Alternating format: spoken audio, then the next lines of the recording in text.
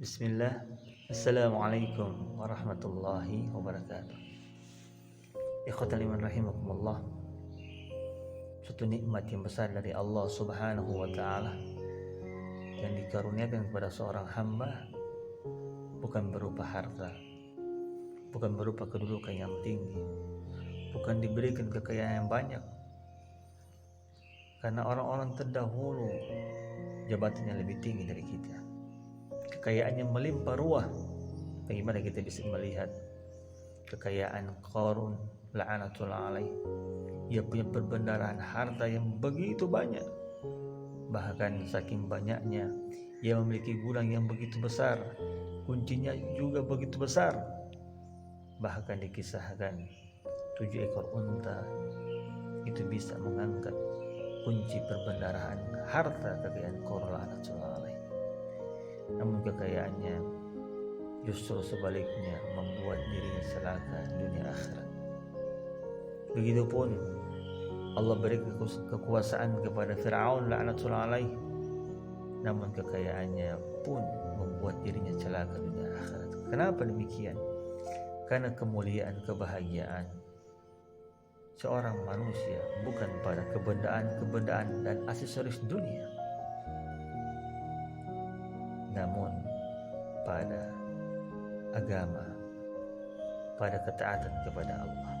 Syekh Hadi mulia, perkara yang terpenting dan bukti seorang itu dicintai oleh Allah tatkala ia diberi iman, tatkala ia diberi hidayah untuk mendekat kepada Allah Subhanahu wa taala. Dan Hadi mulia, Allah berikan mereka kebahagiaan di dalam hati mereka. Karena tempat kebahagiaan itu di dalam hati. Dan hati ini hanya akan bahagia tatkala ada iman, tatkala ada keagungan Allah di dalam hati tersebut. Sehingga Allah berikan dia kebahagiaan, Allah berikan dia sakinah, Allah berikan dia kenikmatan-kenikmatan yang hanya bisa ia rasakan.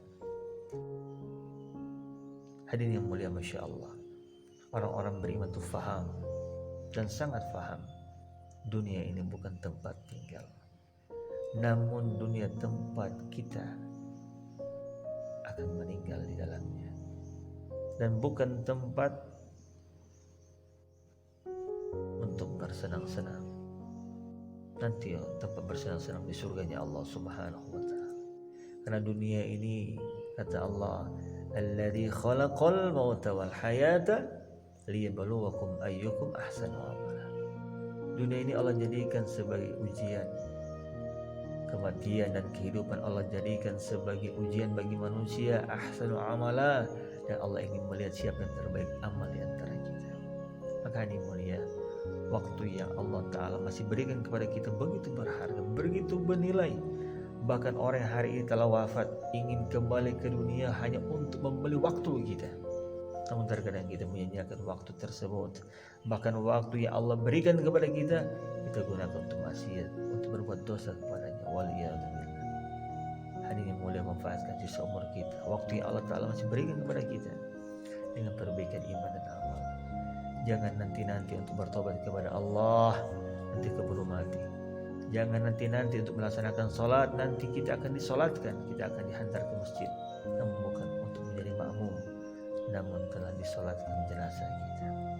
Hadirin mulia, kabar gembira bagi Allah kalau kita punya iman dan amal yang saleh. Wabasyiril ladzina amanu wa 'amilus salihati anna lahum